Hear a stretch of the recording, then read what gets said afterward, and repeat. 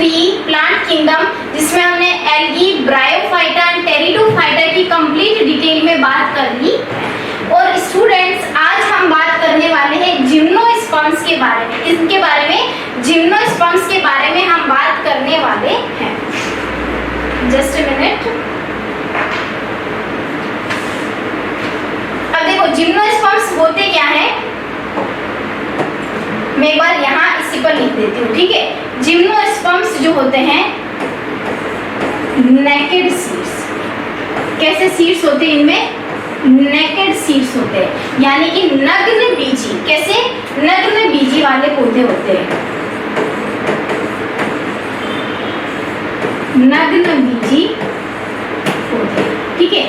ये डिटेल हो गई, थोड़ा सा बेसिक हो गया जिम्नोस्पर्म्स के बारे में। और जो एंजियोस्पर्म्स होते हैं वो कवर्ड सीड्स होते हैं, और मैं इस क्लास में सिर्फ जिम्नोस्पर्म्स की बात करूंगी, एंजियोस्पर्म्स की बात में नेक्स्ट वीडियो में करूंगी, ठीक है। तो जिम्नोस्पर्म्स को बच्चों अब हम स्टार्ट करते हैं। जिम्नो का मतलब नेकेड और स्पर्म का मतलब, स्पर्मा का मतलब seeds, and are plants in which the ovules are not enclosed bye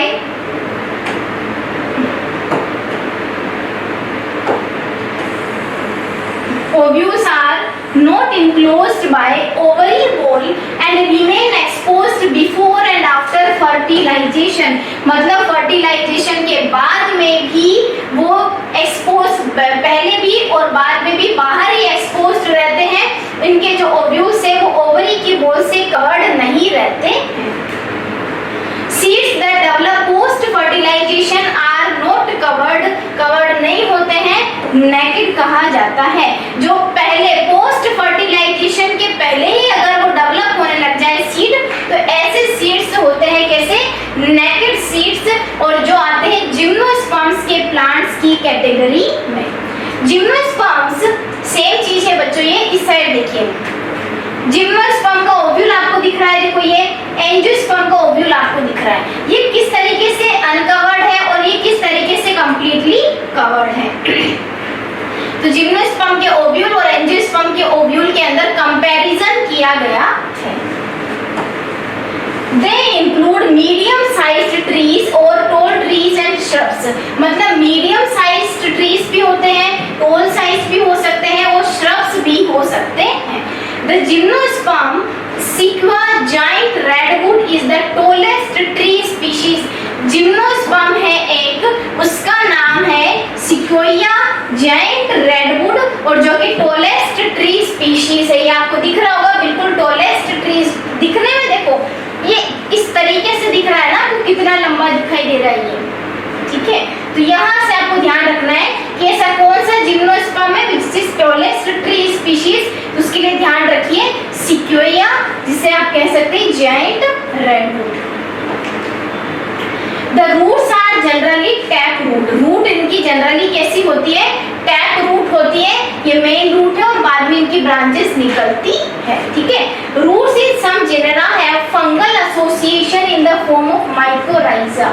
lichens जो होते हैं वो एल्गी और फंजाई के बीच में रिलेशन है, लेकिन जो माइकोराइजा है वो फंगल एसोसिएशन है रूट के साथ में। रूट और फंगल एसोसिएशन है। एग्जाम्पल के लिए ध्यान में रखिए पाइनस, और कहीं कहीं पर आपको पाइन्स भी लिखा हुआ दिखाई देगा, तो वो इसी का एग्जाम्पल है। पाइनस को कई जगह पाइन्स भी लिख दिया जाता है। मे बी हेल्थ इश्यूज की वजह से ऑडियो इशू हो सकता है, थोड़ा गला खराब है मेरा, so but still I am trying my best. इनकी रूट्स टैप रूट होती है और रूट जो है फंगल एसोसिएशन की फॉर्म में माइकोराइजा कहलाती है, ठीक है। नेक्स्ट देखिए बच्चों, in plants like cycas small specialised roots coralloid roots are associated with N two fixing cyanobacteria. देखो प्लांट्स जैसे कि साइकस, पहली चीज इनके पास में स्पेशल टाइप के रूट्स होती है जिन्हें कोरेलॉइड रूट कहा जाता है। क्या कहा जाता है? कोरेलॉइड रूट्स कहा जाता है। Are associated with N two fixing cyanobacteria. क्या कहा जाता है? एंटो फिक्सिंग साइनोबैक्टीरिया कहा जाता है। देखो वापस बता देती हूँ मैं, यहाँ पर तो रूट के साथ में अगर फंगल एसोसिएशन है तो नाम माइकोराइजा, एग्जाम्पल पाइनस, ठीक है। और अगर मैं बात करूँ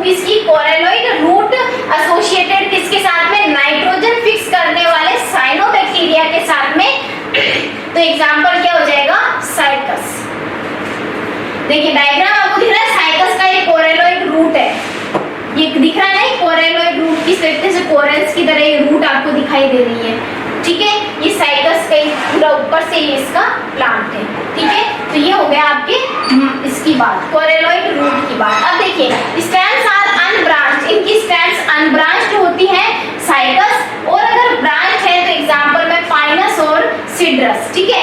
अनब्रांच्ड अगर रहेगी तो वो क्या होगा, साइकस, और देखो ये साइकस है, और अगर ब्रांच अगर होगी तो पाइनस और सिट्रस। लीव्स आर सिंपल और कंपाउंड, सिंपल पत्तियां भी हो सकती है और कंपाउंड लीव्स भी हो सकती है। They are well adapted to withstand extreme temperature, humidity and wind। मतलब इनकी पत्तियां, इनकी लीव्स इतनी अच्छी तरीके से वेल अडेप्टेड होती है कि ये टेम्परेचर, ह्यूमिडिटी और विंड चाहे कितने ही एक्सट्रीम लेवल के हो, ये उसे क्या कर सके, वेल अडेप्ट कर सके, उनके साथ में विथस्टैंड कर सके, उनके अगेंस्ट खड़े हो सके। और in cycas the pinnate leaves persist for a few years. देखो पिन्नेटली कंपाउंड, पामेटली कंपाउंड, ये अलग अलग पत्तियां होती हैं जिन्हें आप आपके चैप्टर नंबर 5 और 6 में देखने वाले हैं डिटेल के अंदर। देखो ये साइकस आपको दिख रहा है, ये आपको पिन्नेटली दिख रहा है ना, इस तरीके से बिल्कुल रेगुलर, ये होती है पिन्नेट लीव्स, ठीक है। In conifers pinus cedrus the needle like leaves reduce the surface area and their thick cuticle and sunken stomata also help to reduce water loss। मतलब पाइनस और सिड्रस के पास में नीडल जैसी पत्तियां होती हैं जो कि सरफेस एरिया को कम करती हैं, और इनके पास में क्यूटिकल का मतलब एक लेयर इनके ऊपर होती है, क्यूटिकल और स्टोमेटा, जो कि वाटर लॉस को रिड्यूस करने में मदद करते हैं। नेक्स्ट आता है जिम्नोस्पर्म्स आर हेटेरोस्पोरस। मैंने बताया था हेटेरोस्पोरस डिसिमिलर मतलब सिमिलर नहीं है। They produce haploid microspores and megaspores, haploid microspores and megaspores. Some leaves are modified into sporophytes. क्या? Some leaves are modified into sporophytes. They are compactly and spirally arranged along an axis to form legs for strobili। Is it clear? बहुत easy language है बच्चों। यहाँ पर आपको दिख रहे हैं कौन सा वाले प्लांट, और ये यहाँ पर देखिए some leaves are modified, कुछ स्पोरोफाइट्स में मॉडिफाई हो जाती है, and they are compactly microphyte sporophyte मतलब मेगाफाइट छोटी पत्तियां, और मैंने आपको पीछे की क्लासेस में बता रखा है, and spirally arranged along an axis to form strobili या फिर cones। मतलब इस तरीके से अरेंज होती है कि कोन का फॉर्मेशन करती है।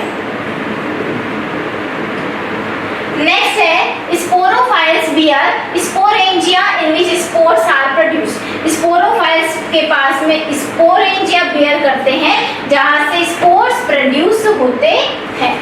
Sporophytes are two types, microsporophytes and megasporophytes. Same बात है, माइक्रो छोटा, मेगा बड़ा। स्पोरोफाइट्स दो टाइप के होते हैं, माइक्रो एंड मेगा, ठीक है। डायग्राम में देखिए ये साइकस मेल कोन की तरह दिख रहा है, ये मेल कोन की तरह इसका जो सेक्शन आ रखा है ना, वही बात हमने पीछे कोन में करी थी। माइक्रोस्पोरोफाइल ये ना, और ये माइक्रोस्पोरेंजिया जो कि स्पोर्स प्रोड्यूस करने में मदद करते हैं। माइक्रोस्पोरोफाइल्स के बारे में अब हम देखेंगे। They are arranged to male strobili, they bear microsporangia. Micro है तो माइक्रोस्पोरेंजिया बनाएंगे, और मेल के पार्ट से रिलेटेड होते हैं। इनटू मेल गेमेटोफाइट बोल दिया ना, देखो ये मेल गेमेटोफाइट के अंदर डेवलप होते हैं बाद में, और it is highly reduced and confined to only a limited number of cells. This gametophyte is called a pollen grain। क्या बनाएंगे? पोलन ग्रेन बनाएंगे। कहाँ से बनता है? देखो पोलन ग्रेन अब ध्यान रहेगा आपको, माइक्रोस्पोरोफाइट से। माइक्रोस्पोरोफाइट किस में डेवलप होता है? Mail gametophyte. The pollen grains are developed within the microsporangia, और इन्हीं माइक्रोस्पोरेंजिया में पोलन ग्रेन्स डेवलप होते हैं। ध्यान रखना है, क्वेश्चन 1 नंबर का आ सकता है कि पोलन ग्रेन्स डेवलप कहाँ होता है? माइक्रोस्पोरेंजिया में डेवलप होता है। तो ये हमने माइक्रोस्पोरोफाइट्स की बात करी कि अरेंज होते हैं माइक्रोस्पोरेंजिएट में। माइक्रोस्पोरेंजिया इनके पास होते हैं जहां पर पोलन ग्रेन्स डेवलप करते हैं, और माइक्रोस्पोर्स जो होने लगते हैं। मेगास्पोरोफाइल्स आर अरेंज्ड टू फीमेल स्ट्रोबिली, ठीक है, फीमेल स्ट्रोबिलाई से कनेक्टेड है, इनसे अरेंज्ड है इनमें, तो ये क्या हो गई मेगास्पोरोफाइल्स। मैक्रोस्पोरेंजिएट कह सकते हैं, दे बियर मेगास्पोरेंजिया यानी कि ओव्यूल्स। पीछे मेल गेमेटोफाइट का पोलन ग्रेन बना रहा था, ये फीमेल गेमेटोफाइट के अंदर क्या करेगा, डेवलप होगा, और इनके पास में एक मेन बॉडी है, उसका नाम है न्यूसिलस। क्या है, न्यूसिलस। और न्यूसिलस बहुत ही अलग अलग एनवलप से मिलकर बना होता है, अलग अलग एनवलप्स इसके ऊपर होते हैं। The megaspore mother cell, MMC, megaspore mother cell, ठीक है, एमएमसी भी लिखा जाता है, ये अलग सेल में और न्यूसिलस में डेवलप होती है, ठीक है। तो यहाँ आपको समझ में आया होगा कि मेगास्पोरोफिल फीमेल स्ट्रोबिलाई में अरेंज्ड है, मेगास्पोरेंजिया बियर करती है, ओव्यूल आप कह सकते हैं, न्यूसिलस इनके पास बॉडी का नाम है, जो कि अलग अलग एनवलप से ये कनेक्टेड या प्रोटेक्टेड होती है। अब देखिए, अब हम बात करेंगे किसके बारे में, मेगास्पोरोफाइल्स के बारे में, और it undergoes meiosis to form 4 megasporophyll. मतलब मेगास्पोरोफाइल्स जो है वो क्या करती है, मियोसिस प्रोसेस के अंदर जाती है और 4 मेगास्पोर बनाती है। कितने, 4 मेगास्पोर बनाएगी। One of the megaspores enclose with in the megasporangium न्यूसिलस, और उनमें से एक जो होगा किसमें होगा, न्यूसिलस के अंदर होगा। Develops into a multicellular female gametophyte that bears 2 or more archegonia. एंथ्रिडिया mail में बताया था मैंने, आर्किगोनिया फीमेल में, वही चीज है यहाँ पर। The multicellular female gametophyte is also retained with the megasporangium, ठीक है। मल्टीसेलुलर फीमेल गेमेटोफाइट जो है वो भी किसके साथ रिटेन करेंगे, मेगास्पोरेंजियम के साथ ही करेंगे। The male और female cones may be borne on the same tree. अगर मेल और फीमेल के जो कोन्स है वो एक ही ट्री पर अगर है, मतलब एक ही ट्री पर मेल का पार्ट भी और फीमेल का पार्ट भी, तो ऐसे के लिए एग्जांपल होगा पाइनस, और डिफरेंट पर है तो एग्जांपल होगा साइकस। पाइनस से सेम के लिए, साइकस से अलग अलग के लिए। Unlike bryophytes and pteridophytes, in gymnosperms the male and the female gametophyte do not have independent free living existence. They remain within the sporangia retained on the sporophyte। मतलब ये जो है इनके जो गेमेटोफाइट होते हैं जिम्नोस्पर्म्स के, ये फ्री लिविंग ना करके ये क्या करते हैं, स्पोरेंजिया स्पोरोफाइट के अंदर ही रिमेन करते हैं, रहते हैं। नेक्स्ट देखिए, the pollen grain release from the microsporangia carried in air current and meet the opening of the ovules. Pollination आपको पता है कि अब जो पोलन ग्रेन डेवलप हुआ है वो क्या करेगा, ओव्यूल्स तक आने की कोशिश करेगा। The pollen tube carrying the male gametes grow towards archegonia and ovules and discharges their contents near the mouth of the archegonia. देखो, मान लो कि पोलन ग्रेन्स आए हैं, यहाँ पर फीमेल के अंदर, फीमेल के जो ओव्यूल है वहां तक पहुंचना है, तो यहाँ जो पहुंचाने का जो काम कर रहा है वो कौन काम कर रहा है, ये पोलन ट्यूब ये काम करती है, और पोलन ट्यूब इसके जो कंटेंट होते हैं वो आर्किगोनिया के पास में पहुंचाते हैं। After fertilization zygote develop, fertilization के बाद जाइगोट ही डेवलप होता है, बाद में एम्ब्रियो बनता है, एम्ब्रियो से ओव्यूल और ओव्यूल से सीड बनता है। क्लियर? तो सीड कैसे बनाई आपको पता लग गया होगा।